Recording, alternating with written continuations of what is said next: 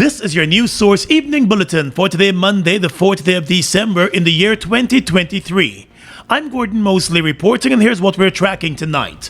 The Venezuelan government is claiming that 95% of the citizens who cast their ballots in Sunday's referendum claiming Guyana's territory voted in favor of the questions asked in the referendum and rejected the international court's jurisdiction to settle the border controversy, while continuing the claim of Guyana's Essequibo region. International news agencies, the Associated Press and the Reuters news agency both reported a low turnout of voters, despite claims by Venezuela that more than 10 million people participated in the referendum vote. Venezuelan analysts have described the referendum vote as a show of strength for the incumbent President Nicolas Maduro ahead of next year's presidential elections in the neighboring country. The referendum has been rejected by a number of international organizations, including the Commonwealth, the OAS, and CARICOM. It is non-binding, and the International Court has already ordered Venezuela to refrain from any action on the Essequibo region. Guyana continues to reject the referendum and Venezuela's ongoing claims of Guyana's territory. Across Guyana on Sunday, citizens came out in their thousands to participate in joining hands in unity. And on Sunday night, hundreds gathered at Guyana's National Stadium at Providence for a night of patriotic reflection. The Guyana Defense Force remains on high alert at border locations, while the government continues to urge citizens to remain calm. Meanwhile, the government of Guyana continues to warn citizens also about sharing propaganda material from Venezuela. Last night, the Guyana Defense Force was forced to issue a statement making it clear that Guyana's flag continues to fly on the top of Mount Arau, where it was hoisted over a week ago on Guyana's side of the border. The GDF statement came in response to a video from a Venezuelan group showing that the Venezuelan flag was hoisted in a similar area. The Venezuelan flag raising was not done in Guyana. It was done in that country. Meanwhile, as Venezuelans voted in that referendum yesterday claiming Guyana's Essequibo region, President Air Finale reminded that the referendum is non-binding and the questions asked were in violation of international law. President Ali said diplomacy is Guyana's first line of defense, and Guyana will continue to exhaust the diplomatic channels. He said Guyana also remains open to be friends with the people of Venezuela, but that friendship must be grounded in mutual understanding and respect for the rule of law. My fellow Guyanese, you are on solid ground. You are on solid rock. Do not despair. Do not fear. Together, we will ensure at the end of this, Essequibo remains Guyana, and Essequibo remains a part of who we are as Guyanese.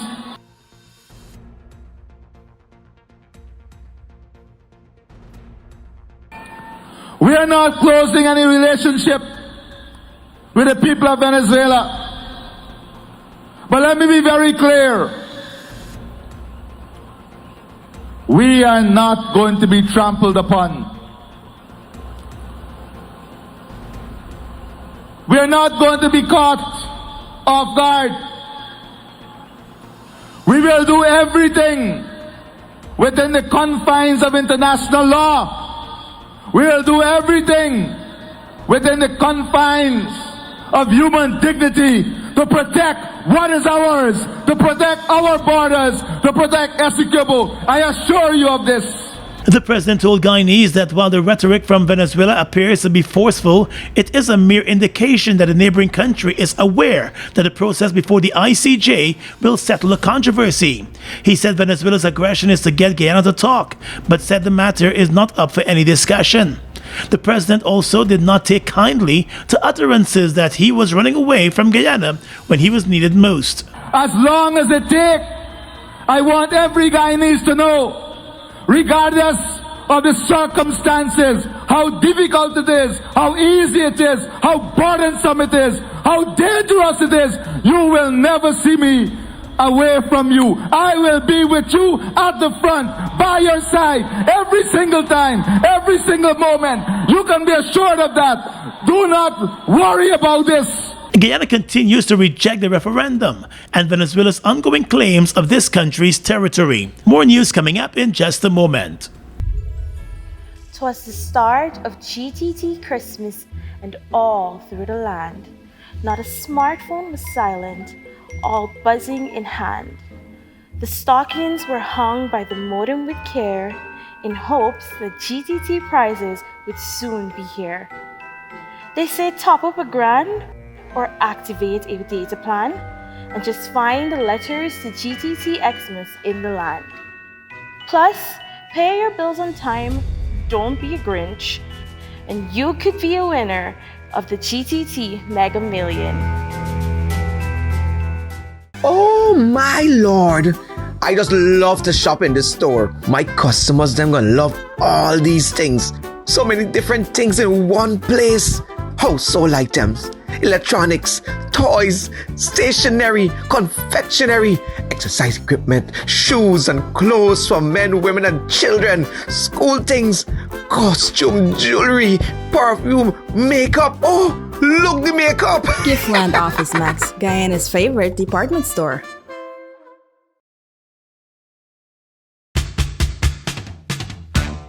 It's your time to win big!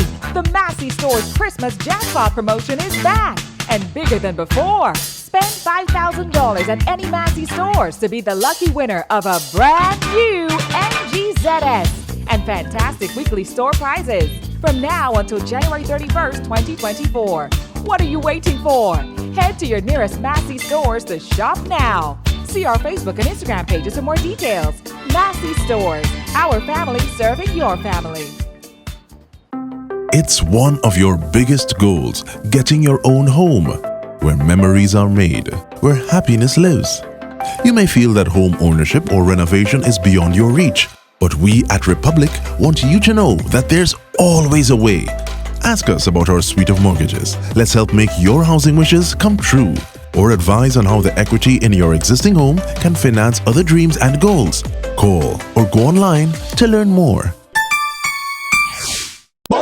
Bust the flavors. We're full of flavors.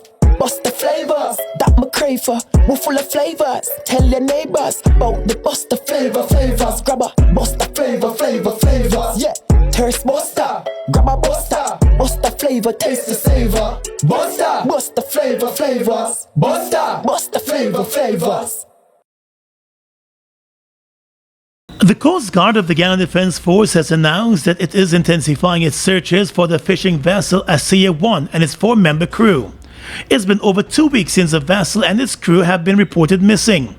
In a statement this morning, the Coast Guard said the search operations have so far been concentrated within Guyana's maritime space, adding that patrols have covered an extensive area with no sight of the vessel. The Coast Guard has since alerted other Caribbean countries through the regional security system to provide assistance in the search and rescue efforts. Meanwhile, the relatives of the missing fishermen are still holding on to hope and are calling for more assistance to be offered with the search and rescue efforts. Today marked 20 days since the men Hazrat Razak, Cecil Prasad, Vikram Singh and Warren Yipsam went missing. Razak, Prasad and Singh are from the west bank of Demerara, while Yipsam is from the east bank of Demerara. They were last seen on November 16 when they ventured out to sea to render assistance to the crew of another fishing vessel that had dispatched a distress signal. That vessel and its crew later made it to shore, but said they never saw or heard from the fishermen who are now missing. The daughter of fisherman Hazrat Razak, Hasina Bahadur, told news sources that while the GDF Coast Guard has been offering tremendous support, there has been complete silence from the Ministry of Agriculture and the rest of the government. Well, I'm still feeling hopeful that my father and the other fishermen are okay. We're hoping for the best and we're asking the government right now to help because we've been trying on our own and with the Coast Guard. And it's not enough. Bahadur was among relatives and friends of the missing fishermen who gathered at a pier in Sisters Village on the west bank of Demerara on Sunday to speak to news source. The hopeful daughter said she believes that with the help of the government, additional resources could be dispatched to assist with the search efforts. If they could get assistance from the other countries close by, or if they could assist with a vessel that we could get our own people to go out again. We have people willing to go out to search because we're not going to stop searching until we find them or know something.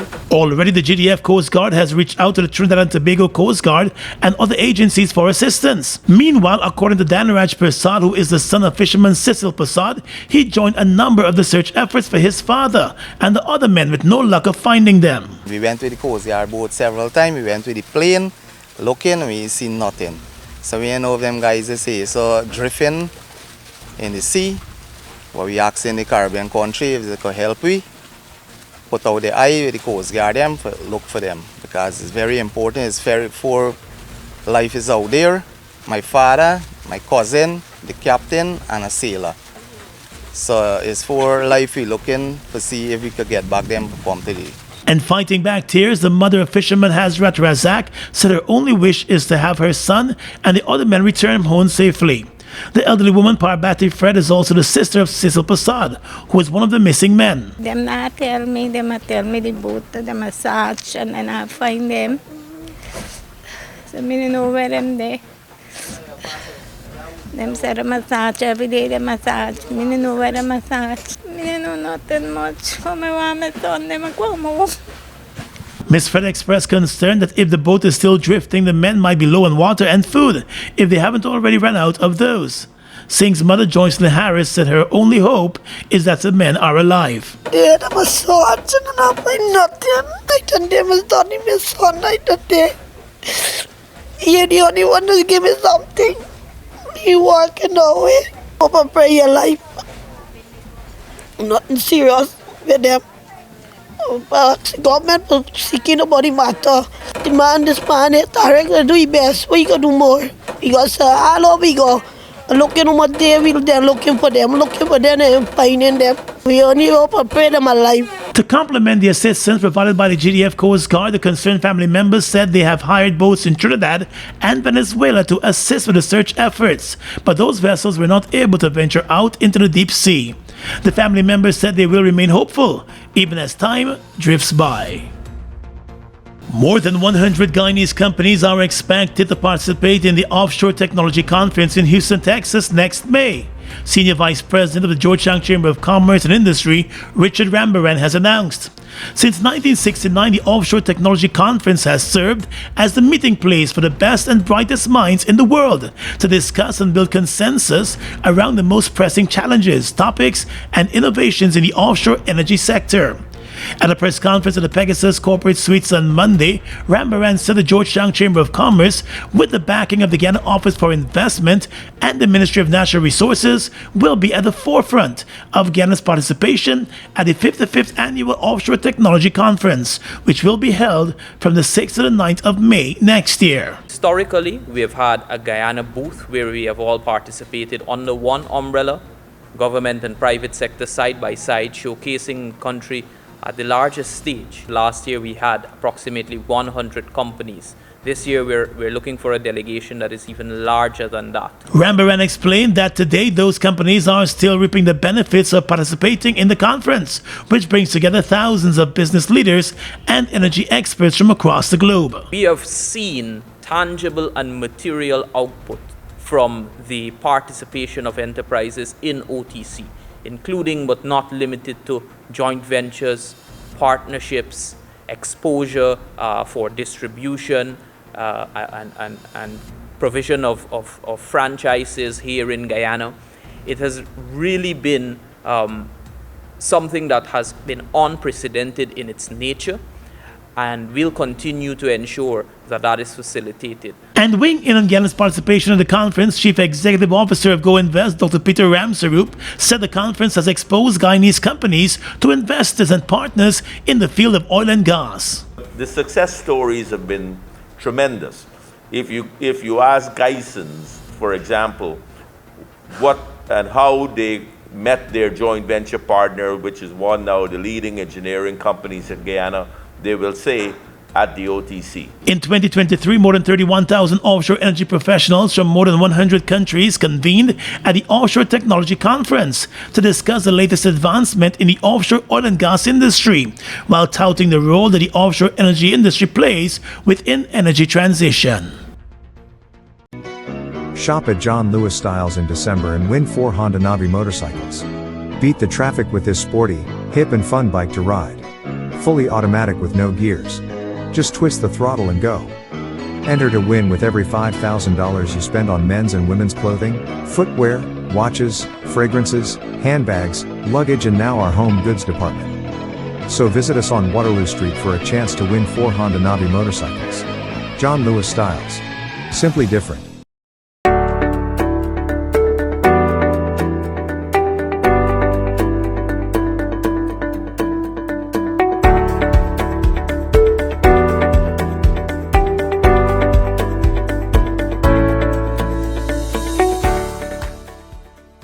While Guyana will champion the Commonwealth Living Lands Action Group on sustainable green cover and biodiversity, committing itself to lead coordinated efforts across the 56 Commonwealth member countries. The announcement comes after a Commonwealth event in Dubai over the weekend during the Climate Change Conference. During the event, the Commonwealth Secretariat launched a new implementation framework to facilitate coordinated action among the 56 Commonwealth countries on land biodiversity and climate challenges, directly impacting a quarter of the world's land area. The launch comes after extensive consultations with Commonwealth countries since the adoption of the Living Lands Charter last year. Guyana is required to work along with other Commonwealth countries to take bold actions and set ambitious targets. Guyana's main role, the Commonwealth Secretary General explained, will be to champion action on sustainable green cover and biodiversity. The framework takes a system-wide approach towards implementing the Living Lands Charter through 5 thematic action areas: climate resilience, agriculture for food security, soil and water conservation, sustainable green cover, and biodiversity. The implementation framework has been developed in response to a mandate from the Commonwealth Heads of Government meeting in June of 2022. Suriname's national airline, Suriname Airways, has announced that it will begin scheduled flights between Guyana and Barbados from the 20th of December. In a statement, Suriname Airways announced that as part of an expansion program, it will be rolling out a number of new destinations and additional routes. The Georgetown Barbados service will operate twice per week, with connections to Suriname and other destinations. Suriname Airways has been operating in Guyana for several years and believes that the expansion of its service to Barbados will contribute to increasing the airline's productivity and earnings. The airline said the new service has been welcomed by the authorities in both Guyana and Barbados. Suriname Airways has also indicated that it is eyeing a number of other destinations in North America and Europe that will likely be connected to Guyana. An 18-year-old bus driver from Kanji, Berbice died in an accident on Sunday night after losing control of the minibus he was driving, resulting in the bus slamming into a pile of sand on the roadway and toppling over several times. The dead driver has been identified as Marvin Ishmael of Betsy Ground Kanji in Berbice. Police investigators have reported that the accident occurred just before 7 o'clock last night along the Borland Public Road in Quarantine. According to information gathered by the investigators, the 18-year-old was driving the minibus at a fast rate when he lost control, slammed into a pile of sand on the side of the road. The bus flipped over several times after hitting that pile of sand. When it eventually came to a stop, persons in the area rushed to the aid of the driver and another occupant. They were both pulled from the wreckage and rushed to the New Amsterdam Hospital, where the driver was pronounced dead.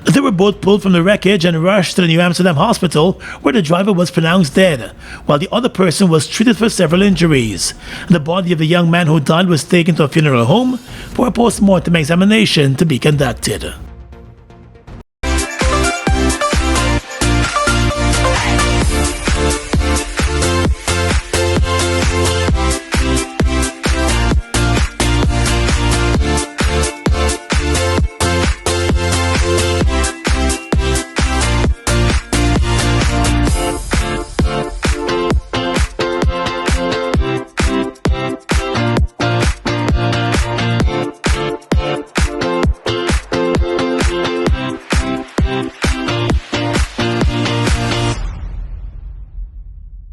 Guyana's economy is rapidly transforming, and we're all part of it.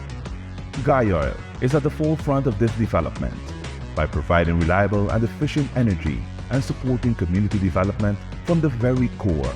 100% of Oil's profit goes back to building schools, roads, and other important infrastructure that connects our cities and towns, providing fuel to domestic, marine, industrial, and aerial transportation. Oil has now repositioned itself as a market leader in the petroleum industry, building a better future for all of us. Food Max Supermarket, located on the ground floor of the Giftland Mall, is your one-stop shop for all your grocery needs. We stock a variety of imported frozen meat and food products, fresh produce, and pet supplies, freshly made bread. Rotisserie chicken and patties are also available daily. Shop in comfort today at Food Max and let our courteous staff assist you in satisfying your shopping needs. Food Max, the fresh food specialist. It's one of your biggest goals, getting your own home, where memories are made, where happiness lives. You may feel that home ownership or renovation is beyond your reach, but we at Republic want you to know that there's always a way. Ask us about our suite of mortgages. Let's help make your housing wishes come true, or advise on how the equity in your existing home can finance other dreams and goals. Call or go online to learn more. Look who's in the mix now. The new Buster Soda Water. 0 calories, 0 sugar, 0 artificial flavors. 100% refreshing. Taste Buster Soda Water today. Buster Soda Water. Now available for only $120. With your regional and international news tonight, I'm Svetlana Marshall. In the region, Brazil will never join the OPEC Plus group of oil-producing nations as a full member, and instead only seeks to participate as an observer, Brazilian President Luiz Lula da Silva said on Sunday. According to Reuters, Lula's remarks to reporters at the UN COP28 climate summit in Dubai clarified his statements a day earlier that Brazil would participate in OPEC Plus. Environmentalists in Brazil and abroad have criticized Lula's administration for pitching itself as a climate leader thanks to its success in reining in deforestation in the Amazon rainforest, while still moving ahead with its plans to drill massive offshore oil finds. Emissions from burning fossil fuels like oil and coal are considered the principal cause of climate change. Lula said that it is important for Brazil to participate in OPEC Plus in order to advocate that countries rich from oil proceeds invest some of that money in helping poor developing countries in Africa and Latin America to invest in renewable energy such as solar and wind. The full integration of the CARICOM single market economy can help tackle the problem of brain drain within the Caribbean, says President of the CARICOM Private Sector Organization CPSO and Chief Executive Officer of the Energy Chamber of Trinidad and Tobago, Dr. Tatri Driver. Speaking at a media event for the hosting of the CARICOM Single Market and Economy Focal Point Attachment Program in Trinidad and Tobago on Monday, Dr. Driver said removing restrictions can help Caribbean countries fill labor shortage gaps and keep skilled labor within the region. He said for far too long the Caribbean has suffered from a brain drain where skills migrate to places like the US, Canada, and Europe. Foreign Affairs and CARICOM Minister Dr. Emery Brown said focusing on enhancing the movement of goods, services, and labor within the CARICOM region remains a priority. And finally tonight, international news. 11 hikers have been found dead near the crater of Indonesia's Mount Merapi volcano after it erupted over the weekend, rescuers say. According to the BBC, 12 others are missing, and the search was suspended on Monday after another, smaller eruption. There were 75 hikers in the area during the main eruption on Sunday, but most were safely evacuated. Merapi spewed a 3-kilometer ash cloud into the air, dimming the sky and blanketing surrounding villages in ash. It is among the most active of Indonesia's 127 volcanoes and is also popular among hikers. Some trails reopened only last June due to ash eruptions from January to February. Merapi's deadliest eruption occurred in 1979 when 60 people died. And that's your News Source Evening Bulletin for tonight. I'm Svetlana Marshall reporting and encouraging you to stay safe.